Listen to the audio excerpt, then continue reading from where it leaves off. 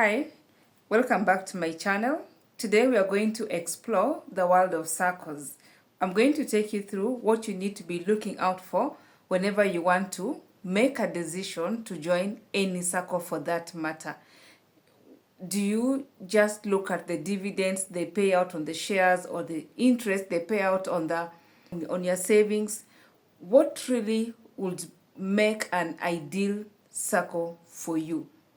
Before I continue, kindly press the subscribe button if you're here for the first time.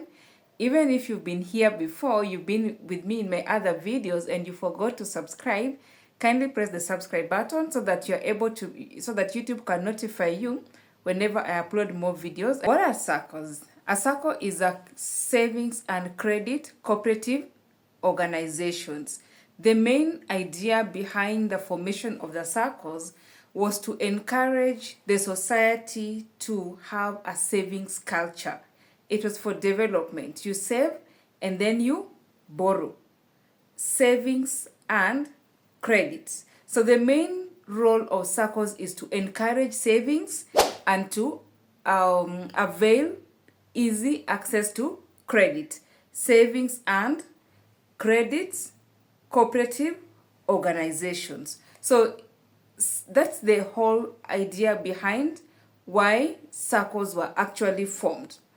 Saccos are regulated by SASRA, just like banks are regulated by CBK and insurance are regulated by IRA.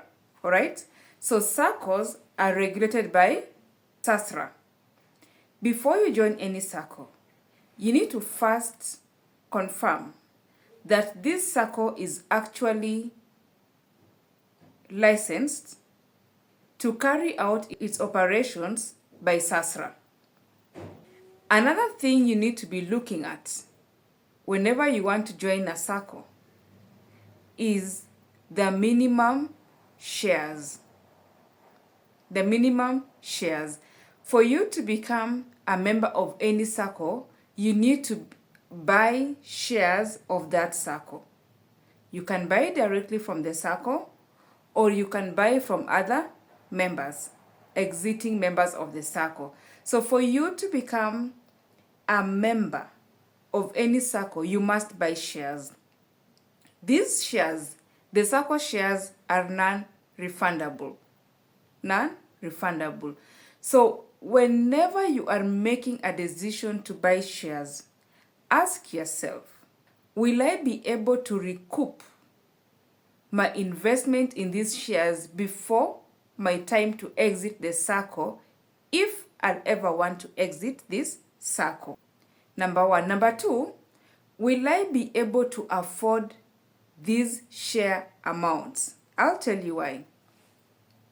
Unite Sacco, the minimum share required of you to pay or to buy so that you can become a member of Unite Sacco has been 100 shillings. Kenya Banker Sacco requires you to pay at least 30,000 shillings.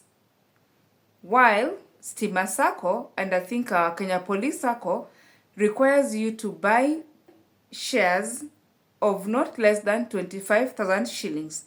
Stima Sacco is however open for corporates, and corporates needs to invest or buy shares of at least 50,000 shillings.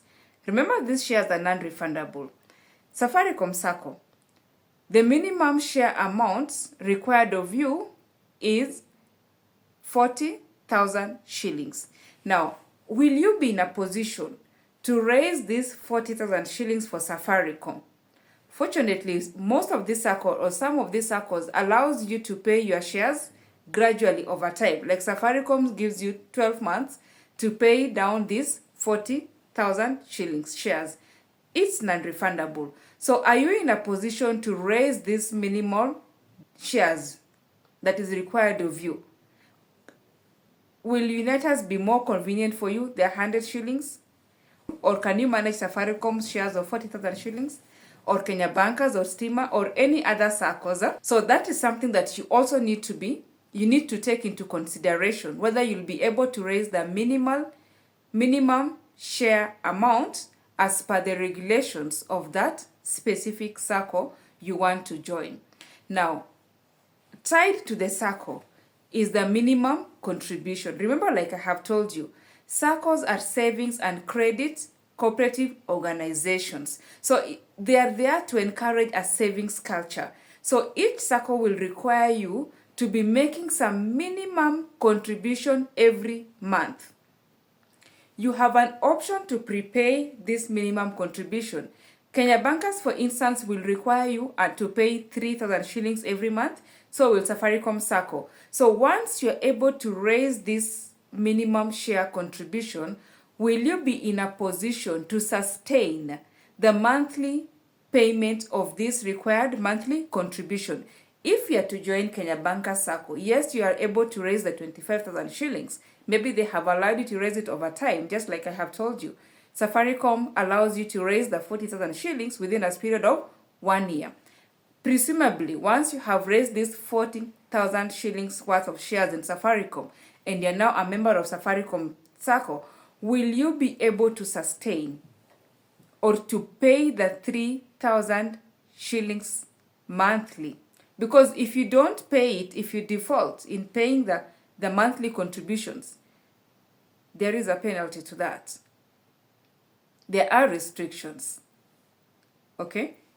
So, look at SASRA. Is it registered?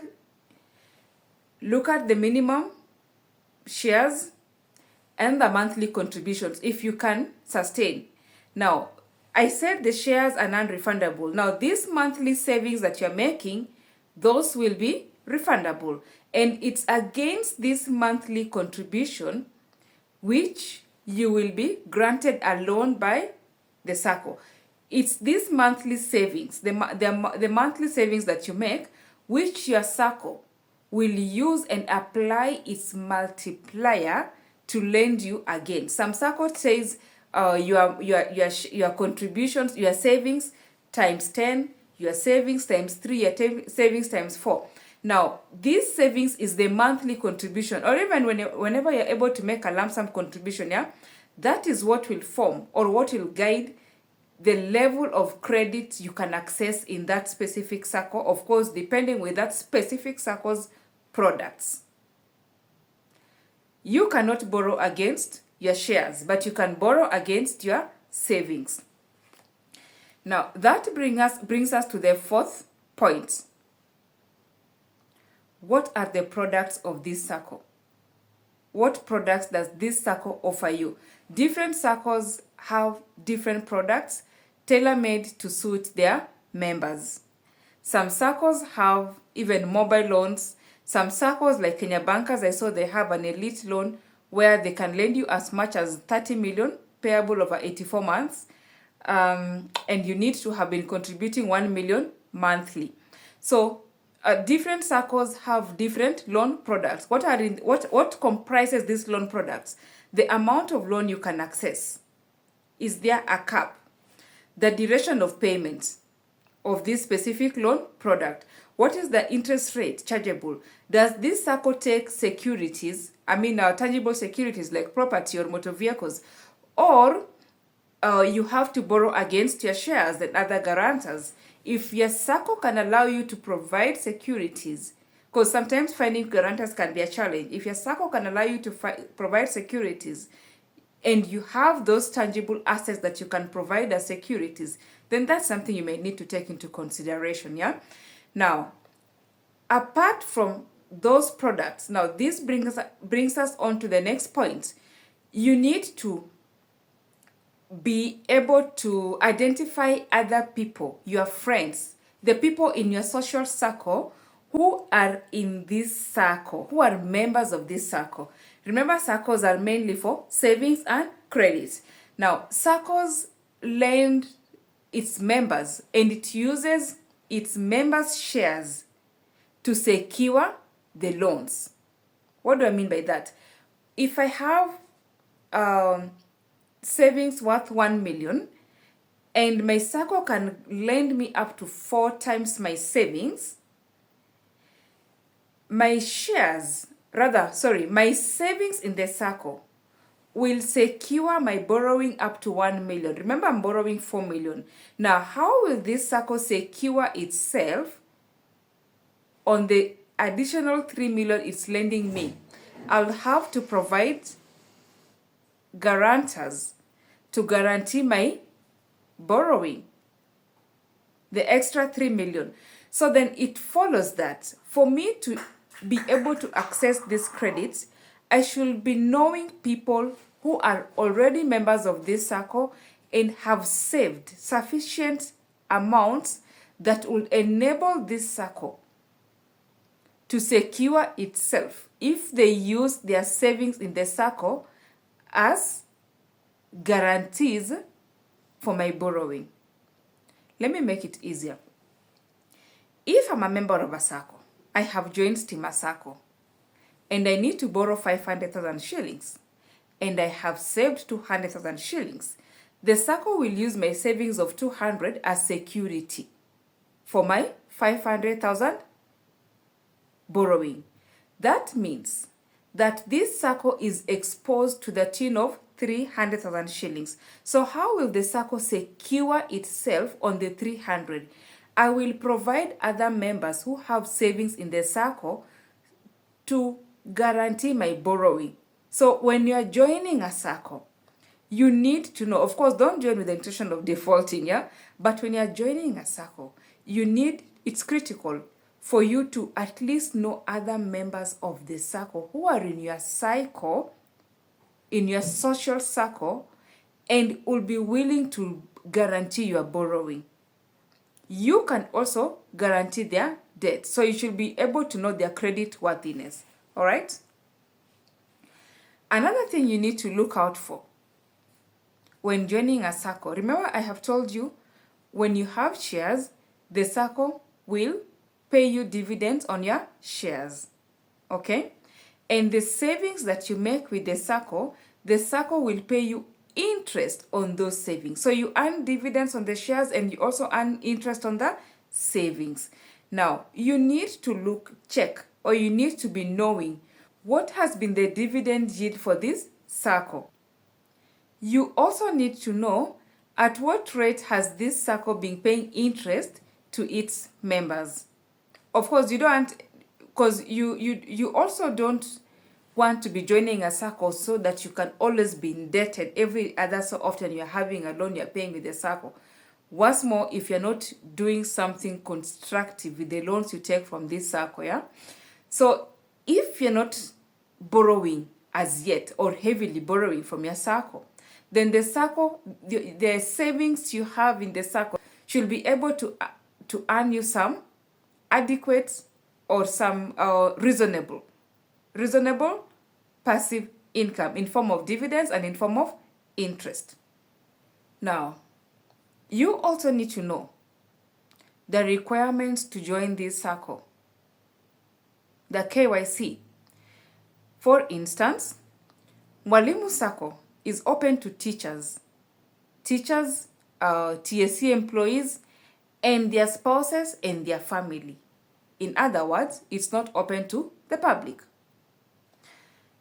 Kenya Police Sacco, on the other hand, is open to people in the police force and civil servants and people with pay slips. Okay? Stima Sacco is also open to almost everyone and everyone by virtue of the fact that it's open to SMEs and corporates. Yeah? It's open to anyone and everyone. So I will not take my application, though my parents are teachers, so I'm qualified to join Mwalimu Sacco. But if my parents were not teachers, I will not be qualified to join Mwalimu Sacco because I'm in the banking industry. And that Sacco is open to teachers, TSC employees, and people in the education profession, plus their spouses and their children. Okay? What are the requirements of this Sacco? Another thing you need to look out for is the digital presence of this Sacco, the convenience. When you need to apply for a loan, when you need to access your finances, or when you need to access you have applied for the loan, you've been paid, must you go to the Sacco physically? What convenience is this Sacco selling to you? What convenience is this Sacco offering you?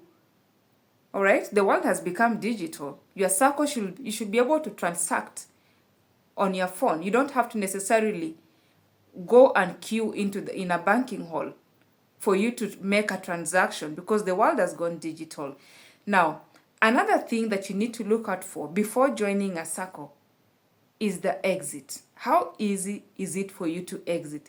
It is already standard that upon exit, your shares are not refunded, but you can sell these shares to somebody else. However, how soon can you receive your savings in this Sacco? When you give a 60 days notice, your Sacco should be able to pay you all your savings. Of course, less any loan if you had borrowed a loan, or less any amount you had guaranteed. Less any amount you had guaranteed another member of that Sacco. Does this Sacco have experiences of other members who had wanted to exit and they felt frustrated?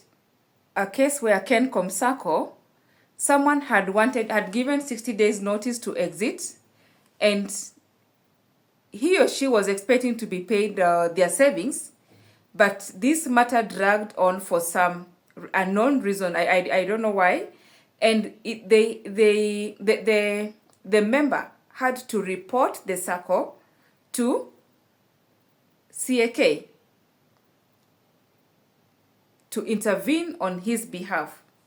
Okay, so what is the reputation of this Sacco that you need to join? You can do. The world is digital. Information is out there. You can always do a search on this Sacco. What is the customer experience like for the existing members? Because Saccos are for savings and credits, it's important for you to also know at what rate will you be accessing credit should you ever want to borrow from this Sacco. What is their lending rates? What are their charges? What is their turnaround time? So these are some of the things. I have not exhausted the list, but these are some of the things you need to be ticking. The check boxes that you need to be ticking before you make a decision to become a member of any Sacco. Remember, the main function of Saccos is to encourage savings and to advance you and to allow you easy access to credit facilities at a reasonable rate. More often than not, the interest rate for Saccos hardly vary. Now that you have an idea of what you need to be looking out for before you make a decision to join a Sacco, I would like to know, please tell me in the comment section, are you a member of any Sacco? If you are, what is your experience like? Did you remember, or did you bother to check out to look out for the things I have mentioned to you? If you didn't, do you have any regrets now? Or are you having a seamless flow in your Saccos? Have you ever been frustrated while trying to exit a Sacco? If so, what was your experience like? Or have you exited any Sacco? If yes, what was your experience like? Please share with me in the comment section. I'll be happy to learn from you. Kindly press the subscribe button, like the video, and share it out.